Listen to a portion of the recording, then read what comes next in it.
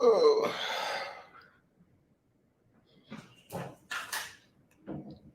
Good evening. Good evening. What's up? So got exactly 30 minutes before what should be a really cool Dealmakers Weekend call, next weekend Dealmakers Institute call. And one of the things that was great in the recent Dealmakers Weekend, which happened a few months ago, we actually were thinking about doing one in the fall. We've actually decided to make that one virtual just because this whole COVID thing, it goes up, it goes down. It's a little bit crazy. So, but one of the deals that we talked about at this Dealmakers Weekend was we had working together to buy some businesses, mostly in the personal service space. And one of those deals recently closed, and now we've got three more that just closed for what will be our biggest month since the beginning of COVID, closing four businesses in a single month. So that is really exciting. I'm very excited about that call, and we're going to kind of be doing a deep dive into what those deals look like, how they managed to pull them off. And I think at least three of the four are pretty much like no money down type of deal structures, which is also a lot of fun. And I know, I talk a lot about the private equity stuff because that's where I want you guys to envision yourselves. That's where I want you to see yourself in the future. But there's still a lot of amazing deals to get done. There's still a ton of no money down opportunity, especially right now. And so that isn't something to sleep on. All right, so let's jump into what I want to talk about right now. And that is my thoughts around marketing. At a foundational level, when it comes to marketing, a private equity mindset kind of isn't as excited about marketing as an entrepreneurial mindset. Entrepreneurs, they're starting something from scratch. They understand I'm gonna have to raise a bunch of capital or spend a bunch of money, test out a bunch of marketing things and see what works, and hopefully something does work. From a private equity standpoint, I've talked about this on the channel in detail, so I'll just kind of gloss over it here. But from a private equity perspective, the idea of paying out money and basically renting access to an audience pales in comparison to finding where that audience is and actually acquiring the asset that has that audience. Now, not only do you increase your overall net worth, whether that's on a AUM basis, on a fund basis, or just individually, but bigger than that, you've acquired an asset that has positive cash flow. So if you're in a business and you can go to Facebook and you can spend money every single month, rent access to their larger audience, and kind of maybe win some customers, but then to get more customers, you have to go back and spend that money again. That is an expense. When you can own the asset, let's say there's a huge newsletter, or there's just another website with the traffic. We just did that in one of the businesses in our portfolio. So we have a website that had a certain target audience. And actually, this was a collaboration between two of the funds. So PEFI 2, which is the ROI fund, and PEFI 3, which is the Pink Circle fund, are combined to basically do a deal to buy a business jointly that complements, that has the audience, that has the traffic of the deal that PEFI 2 had already done. And so now that creates this symbiotic, this great relationship. And so now instead of the first business one having to go out and pay for access to their audience, they now have an access to an asset that has their audience, and so they'll be able to promote. And when they spend that, here's the other like crazy thing. It's like now they can still spend money, but every time they spend money advertising, it's increasing the value of their own asset instead of increasing the value of Facebook. So That's at a foundational level. So let's take it a step further. And, one of the things I realized at a young age and was fascinated and, ended up going to school in New York. And, but from a young age, I just was like fascinated by how does Wall Street work? How do these investment banks work and how they have so much money? And I understand how Walmart has so much money. You see the ads everywhere. They've got the billboards, they got the locations, they got all this money spent on marketing. You know why McDonald's has all this money? It's like they're spending a ton in ads and building a brand. Apple spending a ton in ads and building a brand. But there are a lot of investment banks that you've never even heard of. Like we've at least heard of Goldman Sachs. We've at least heard of JP Morgan, but you hadn't heard of Beans and Associates. Like there are a million firms that have hundreds of billions of dollars, but they're not even, nobody's ever even heard of them. But even if you look at the biggest, there's, Goldman Sachs that just doesn't do advertising. Like you're not going to see an ad for that. So my thought becomes like, okay, why? Why does that happen? And how does that happen? And a big part of it is that there are already all these marketplaces that exist. And you can go to a marketplace and basically sell your assets. So instead of having to create a market for your burgers or for your widget, you can go somewhere where those people already are. That exists in private equity from the standpoint of having a business that you can put on the market, and there are all these marketplaces already exist. So when you have that asset, we're getting assets that I don't have to advertise that asset for sale. There's already a ready market that I can go to and sell. But if you take a step back, it's in all of those cases, it's the same thing.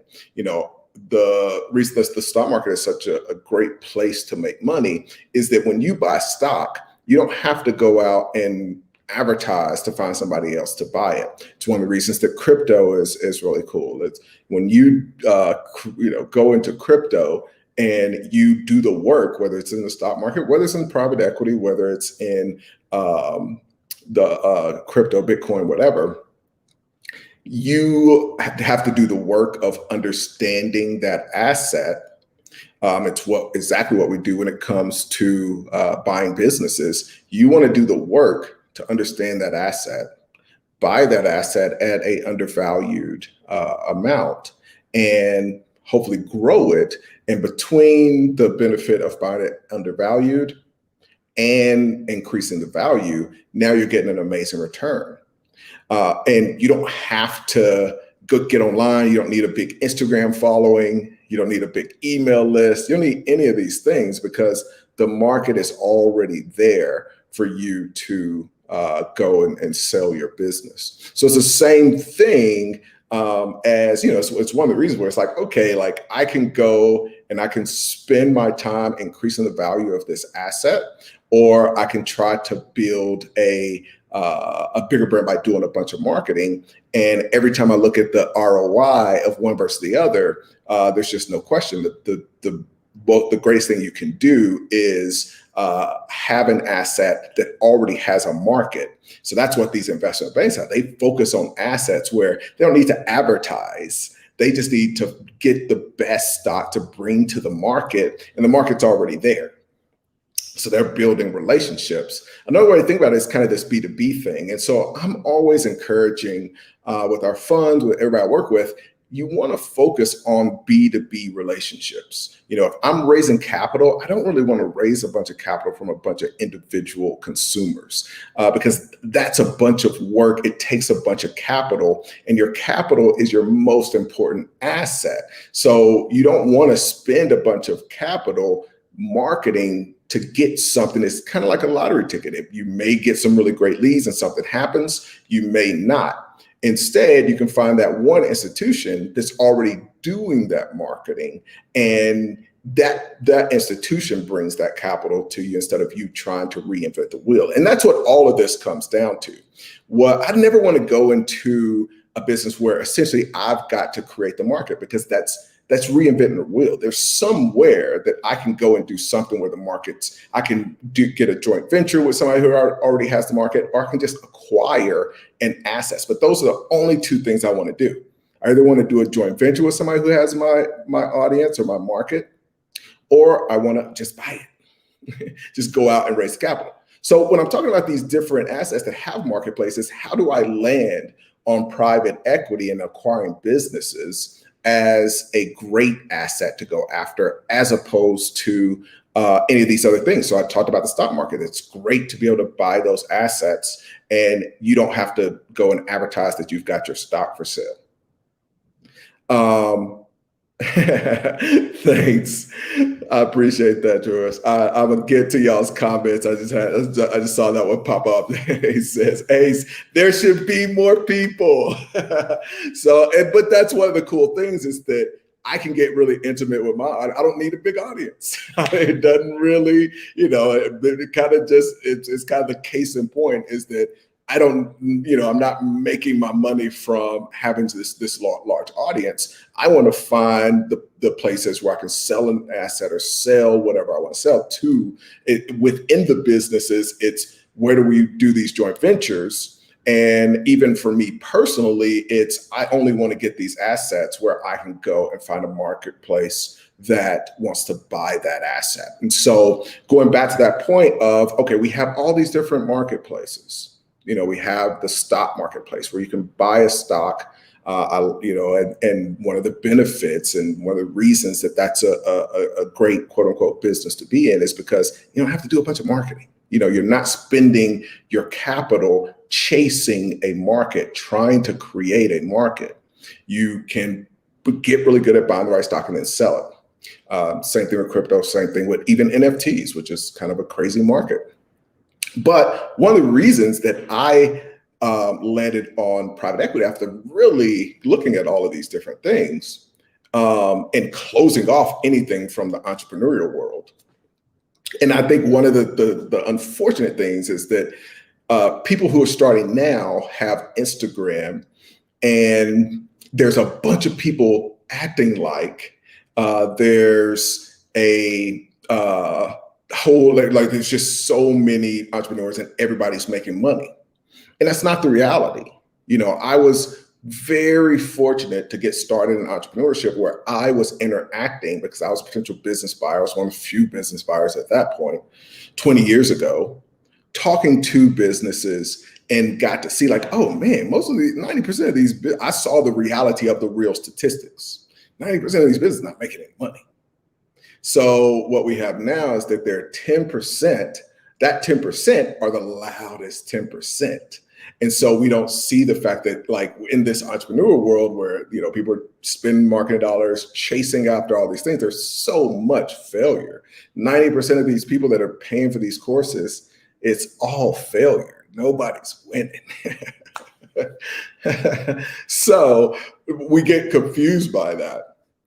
But, back at that point, I was gonna say, okay, I only want to deal in assets where I'm not creating that market. And the reason that private equity was the most interesting of those different things where that exists, and I do want to talk about the new and exciting thing that exists now, but one of the cool things was that I get a tremendous amount of leverage.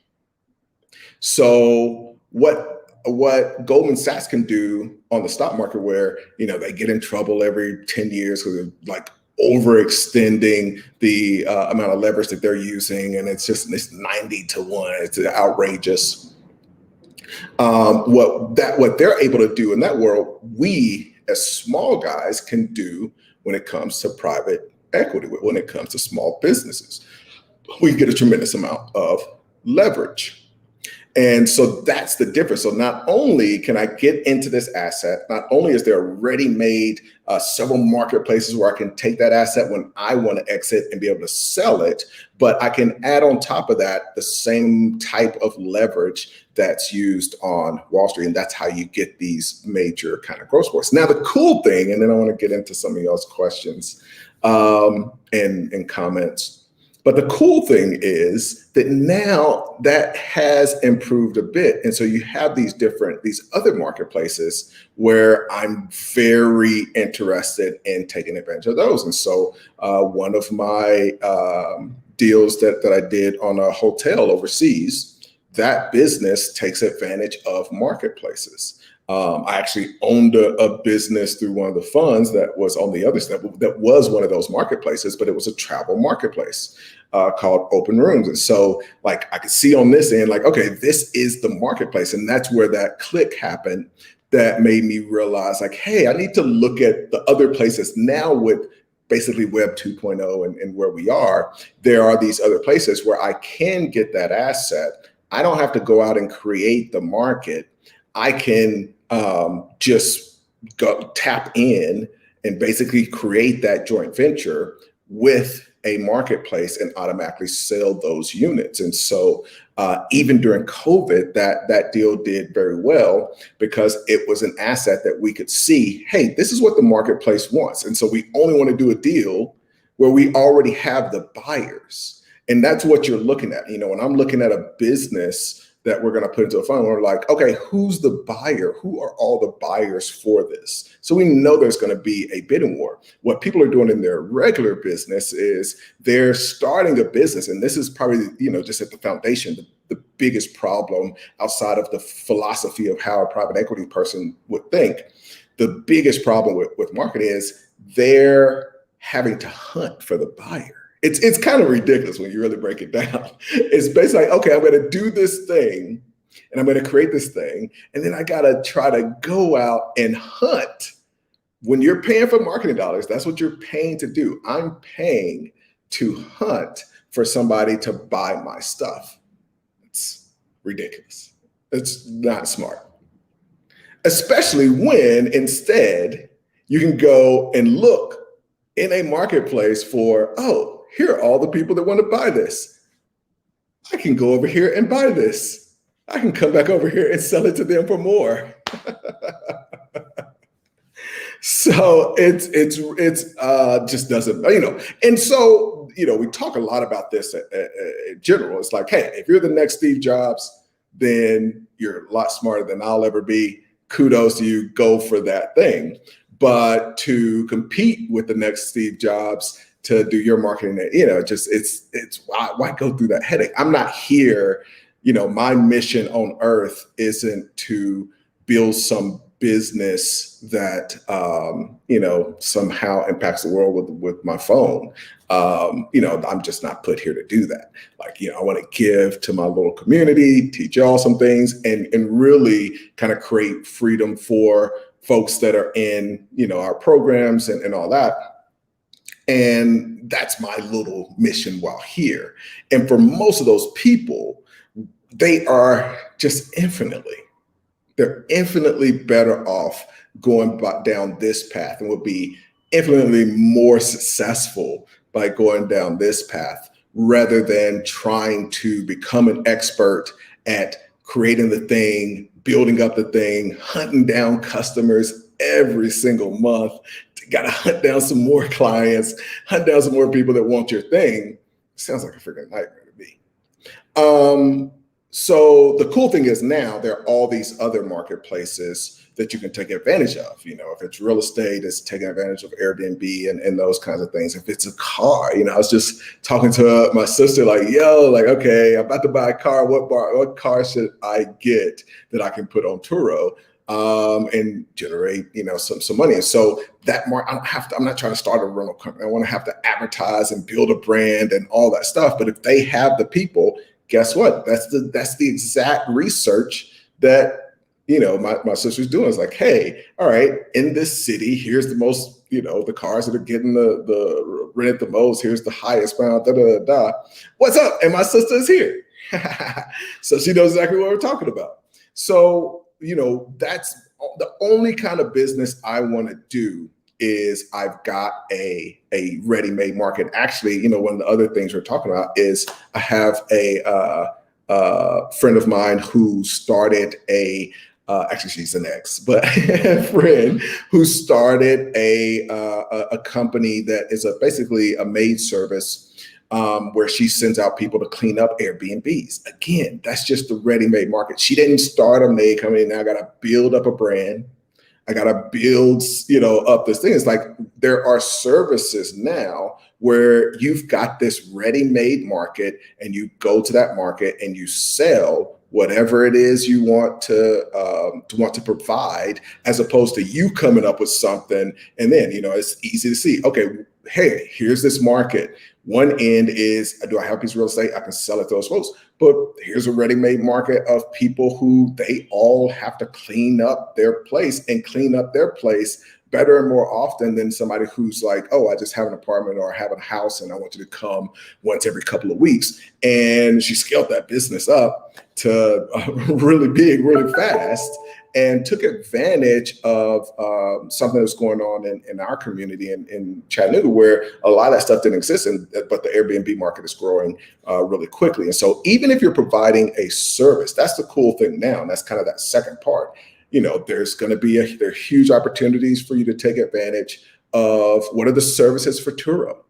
What are here you have this group of folks, they've got their cars, somebody needs to clean it between each time, get it to the next location, all of those things. And when you think about being able to provide that ready-made market with your service, that's also a huge benefit. All right, let's get to some of y'all's questions. And I got, 10 minutes till and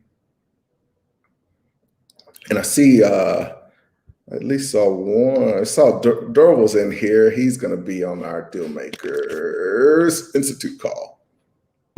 What's up? All right, we got Dr.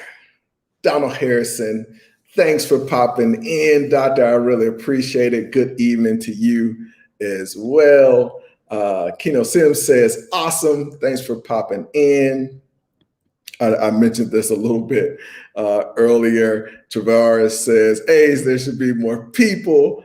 They'll come when they're ready. All right, Cam, he says, I'm here with you. What's up? Thanks for popping in. Feel free to, if you guys have any questions, I'll answer them.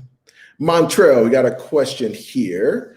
Hey, Ace, what's your opinion on partnering with the business to gain control of its assets versus buying it outright? It's one of the reasons that I talk a lot about putting things into a private equity fund. In every deal that we do, it's an equity style deal.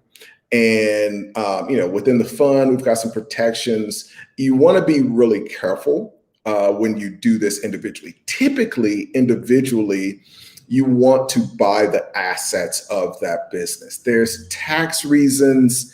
It really doesn't work as well individually. It's better. It's the better thing to do. It's just that if you're doing that, and I say individually, but I'm saying if you're doing that even within an LLC, if you're just buying another business or you're taking over some equity or taking over like 51% of that business, and you take the equity into your business, and now you are in control of that asset. Well, you've got some tax liabilities that are definite. You're creating some tax liabilities for the seller, and you also get kind of some legal liabilities that could come along with that. One way around that is to do JVs. You could do like a joint venture or something like that, but it doesn't really get you control of the business. So what we're doing, and thanks for the people that reached out for PEVI 5. PEVI 5, I've got interviews. I got interviews starting tomorrow. So very excited every time I start to get on the phone with y'all in regarding to each PEVI. I always get some extremely talented, very, very smart folks. So it's always really great to connect.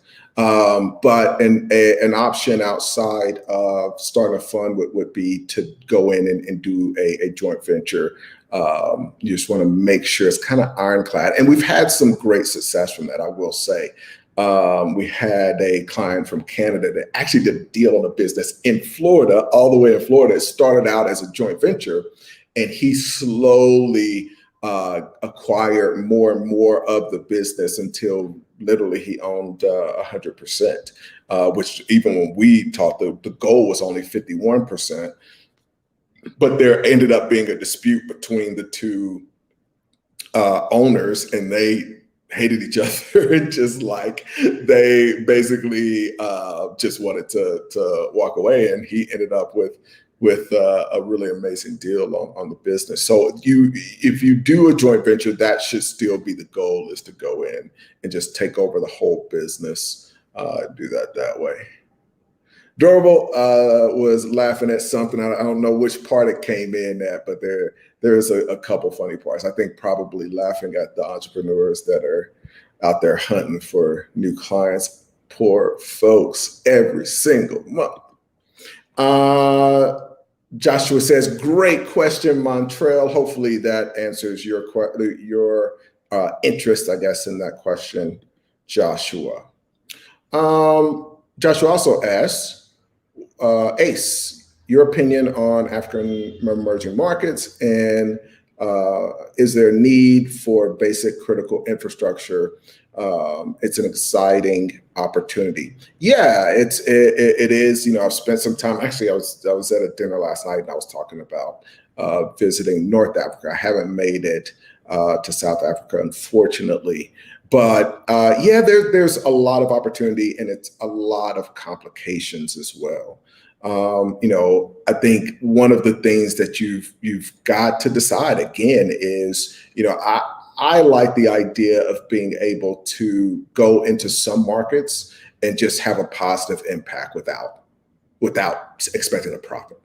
You know, so a lot of, you know, what I do in Latin America, you know, just was, and I don't go into my charitable stuff because I think it's personal, but was just doing some charitable stuff here in Colombia yesterday. And, you know, it's extremely rewarding. I honestly think, you know, when you're talking about even Africa, you look at who your competition is. Like trying to build the critical infrastructure in Africa is China. Like they want that. They see that. It's what we did in the 50s through early 80s in a lot of countries in Latin America. It's why we built some great strategic relationships as a country, as America. A lot of those are now deteriorating, unfortunately. But it's a cool play. When I think about those places, I want to be able to just go in and have an impact positively and not expect a profit. I also don't want to compete with China in any way ever in my life, because life is too short. But I do think that when I'm thinking about things, I like getting dollars. I like getting crypto more. But I want to make my money in dollars, and then I want to have my impact. You know, I'm having my impact in pesos. I want to make my money in dollars, and then, you know, go and have my impact in a country in Africa, as opposed to going there trying to get dollars out. You know, I want to make my dollars and then go have an impact in Haiti. Like there are all these places where you can really have a positive impact, and I don't think about it from the perspective of where to get money. It's just too easy to get money in Europe and America. All right. This is my sister. She says hello. Dora was laughing at that. Awesome. Gary Frazier, what up? What is the practices for launching your first private equity fund remote? I gotta be on the call in 2 minutes, and so I don't have time to answer that, but put it in the comments. Nori puts these into a document for me, and this is how I come up with things that I'm going to talk about. So I'll definitely get to that, and then I'll just take a look at this, and I gotta jump. Alvin Dickinson, what's up? Dixon, what's up, man? Says, what practices would you recommend to become more strategic and critical thinker? It's a good last thing. So I When I was in school, when I was in university, I studied politics. I'm sorry, but my undergrad was, or I'm sorry, so my major was political science, and then my um, minor was philosophy. And those two together, I think, led to a lot of just critical thinking. One of the things that I did in high school was debate. And so, but like even just being able to argue both sides of an argument, books like Plato's Dialogue, what else? Hume, Nietzsche, those kind of philosophical books were Socrates. Those were just like mind expanding. And I think that was just a huge, huge benefit. That's a really great question. And I want to think more on that. But that's where I would definitely start. And, honestly, trying to erase everything. I don't even know how to say it, but like just trying to erase everything that's been put into your head. I think probably the most important thing to know is that whoever you think you are right now is just a story that you've been told. Somebody else put 99% of what you think you are into your head. And so one of the most important things you can do is to just go through, and whenever those thoughts come up, it's just like questioning them, just quite like, hey, is this really, like, why do I think this? And I've just had, especially getting around and just getting around. One of my good friends was the son of a billionaire. And we had a business together. It's been 8 years ago, and spent a year with him. And just like there were so many little things where it's like, yo, like I didn't even know that I thought that, and that's totally wrong. So that's where I would start. But that is something that I do want to think on because I think that's one of the most important skills. All right, I'm late for DMI. I'll see you over there, Darwell, and thank y'all for jumping in. Be sure, like the video, subscribe if you're not subscribed, and thank you so much. Later.